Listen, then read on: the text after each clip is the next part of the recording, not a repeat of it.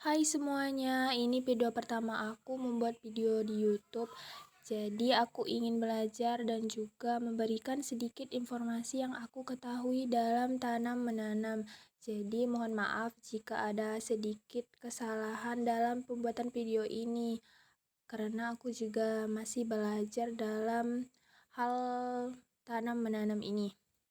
Video kali ini aku ingin memberikan tutorial cara mengubah media tanah yang sudah pernah terpakai yang jika ditanam kembali untuk media baru itu tidak membuat tanaman menjadi subur karena struktur tanah yang sudah pernah dipakai ini sangat keras dan juga kering.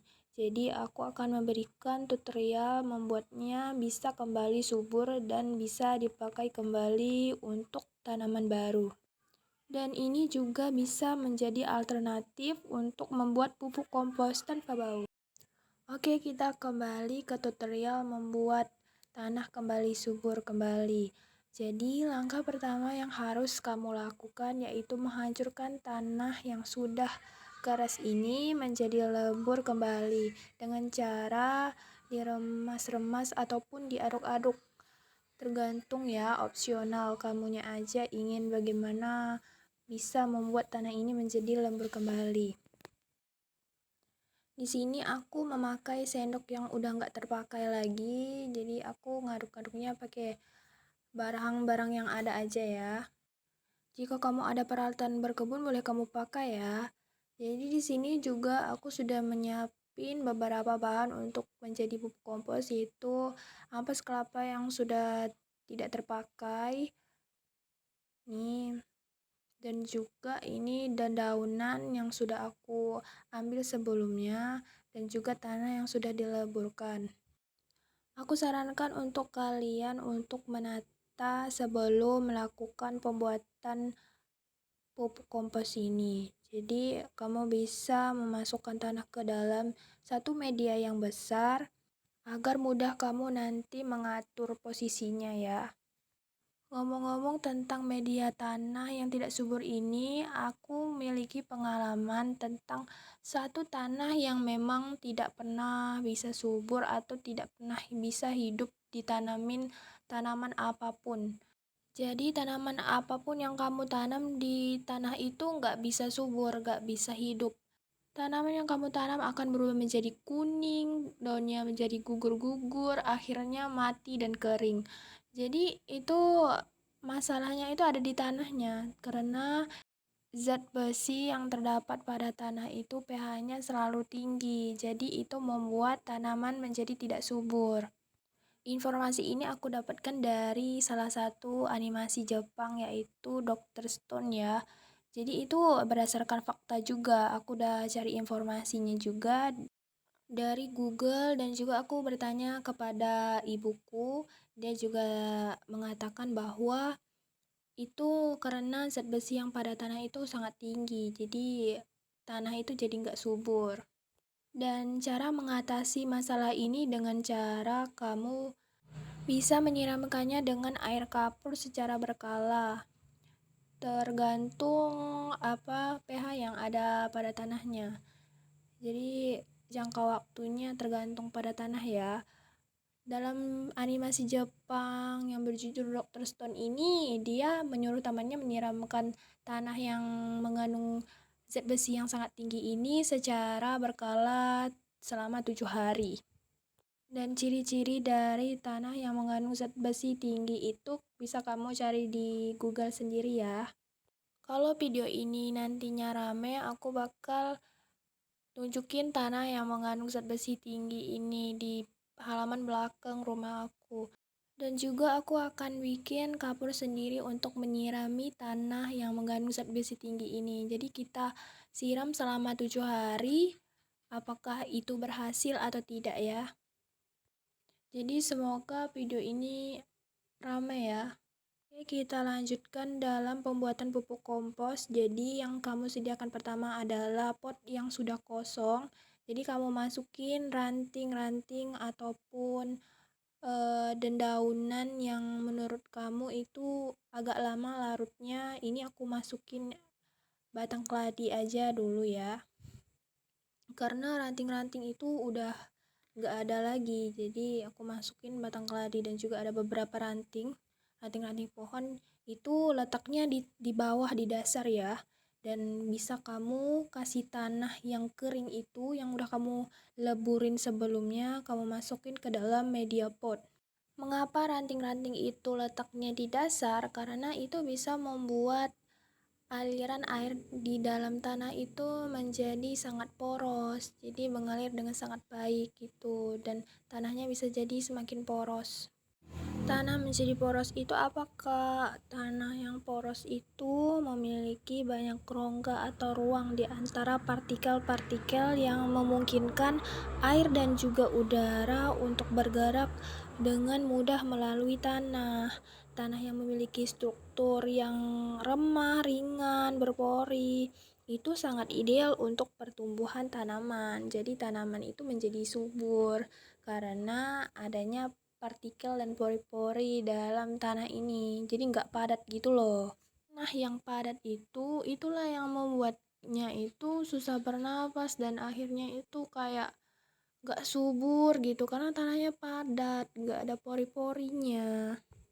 Dan ini aku tambahin daun-daunan kering ya yang udah aku ambil di bawah pohon. Nah, kamu bisa masukin juga di potnya, tapi kamu kasih tanah dulu, baru daun kering-keringnya, baru tanah lagi. Pokoknya berlapis gitu, supaya tanahnya menjadi, ya betul, menjadi poros ya. Jadi jangan menyia-nyiakan sampah organik, misalnya sampah telur, kulit telur juga bisa bikin tanah itu menjadi poros juga. Itu bagus sekali itu sampah apa namanya cangkang telur itu. Oke, kita lanjut dulu pembahasan ini. Jadi kita remas-remas dulu ya dan daunannya kalau udah ada yang di atas. Ini fungsinya apa diremas-remas? Karena biar airnya itu nggak nampung ke daun nantinya. Jadi bisa terus ke bawah juga. Jadi diremas-remas dulu daun keringnya ya. Nah, terus baru ditutup tanah lagi. Nah, ini baru dikasih sampah organik yang mudah busuk seperti kulit-kulit buah-buahan kayak mangga, kulit mangga atau kulit apel. Setelah kamu ya, kulit pepaya atau apapun yang mudah busuk gitu. Ini aku kasih batang keladi yang udah mau busuk. Jadi cepat terurai di atas. Nah, juga aku kasih ampas kelapa. Ini juga mudah busuk ya. Jadi kasih sampah organik yang mudah busuk itu di atas. Jadi kita bisa semaiin cabai atau nanam bibit kacang atau apapun. Jadi kalau udah busuk kan cepat terurai gitu. Jadi yang di bawah itu biarin sampah yang lama busuknya. Jadi bisa berjangka waktu gitu. Kalau kita bikin pupuk kompos bercampur dengan tanah seperti ini, itu nggak akan bau sama sekali ya guys. Jadi jangan takut sama sekali pupuk kompos itu terkena tangan kamu itu menjadi bau airnya, itu nggak akan bau sama sekali. Oke, kita lanjut tentang pembahasan cangkang telur itu. Ternyata nggak hanya membuat tanah menjadi semakin poros. Ternyata cangkang telur itu nggak hanya membuat tanah menjadi semakin poros, ternyata banyak sekali manfaatnya, yaitu mengandung kalsium yang tinggi, yang penting untuk memperkuat dinding sel, meningkatkan tumbuhan, dan membantu menetralkan keasaman pada tanah. Cangkang telur juga dapat digunakan sebagai media tanah, pupuk alami, dan pengendali hama, dan juga mencegah erasi. Ternyata banyak sekali ya manfaat dari cangkang telur ini. Memangnya hama seperti apa sih yang bisa cangkang telur cegah? Contohnya siput itu tidak bisa melewati yang kasar, jadi kamu bisa menaburkan cangkang telur yang sudah kamu hancurkan di atas permukaan tanah atau di sekeliling tanaman kamu. Oke, jadi kita lanjut lagi. Ini aku taruh rumput-rumputan yang sudah mati ataupun kamu bisa mengganti dengan jerami atau hal yang sejenisnya. Apa fungsinya? Itu fungsinya untuk mencegah Tanaman liar atau rumput liar tumbuh di atas permukaan media tanah kamu. Dan jangan lupa untuk selalu menyiramnya ya. Itu sangat penting, setiap hari minimal 1 kali kamu harus siram. Jika kamu tidak menyiramnya, itu pupuk komposnya nggak akan bisa jadi dengan cepat dalam waktu singkat. Jadi kamu wajib untuk menyiramnya. Dan menyiramnya itu harus secara merata seperti ini ya. Kalau nggak ada alat penyiramnya, kamu bisa bikin kayak aku gini. Ini pakai gelas plastik bekas ya. Jadi kamu bisa menggunakannya dengan cara memotong bawah dari gelas plastik bekas itu. Jadi setelah kamu potong di setiap sisi bawahnya, kamu bisa menggunakan dua gelas plastik ya. Jadi kamu satukan. Nah, terus kamu coba pakai air gitu. Nanti hasilnya jadi kayak gini. Jadi berupa tetesan air hujan. Jadi nggak bikin tanah itu menjadi kayak, kalau disiram secara langsung kan bisa membikin tanah airnya nggak merata. Dan hanya satu sisi doang yang terkena siraman air yang kamu tumpahkan jika pakai ember. Dan yang lainnya nggak kena, apalagi di pinggir-pinggirnya itu nggak kena air, dan akhirnya pupuk komposnya nggak bakal jadi seutuhnya semuanya gitu loh.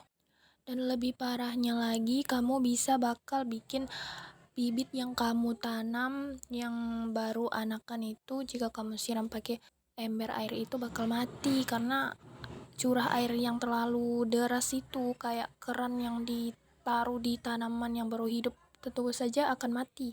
Kalau disiram terus menerus pada titik yang sama, itu bakal bikin kawah pada tanah yang ada di tanaman kamu, dan di pinggir-pinggirnya bakal kering dan tidak subur tanahnya. Jadi kamu wajib untuk menyiramnya secara merata ya, seperti video tadi. Dan setelah 1 minggu, kamu bisa menanamkan bibit di atas media tanah yang sudah kamu siapkan tadi. Ini video after setelah 1 minggu. Jadi aku coba tanamin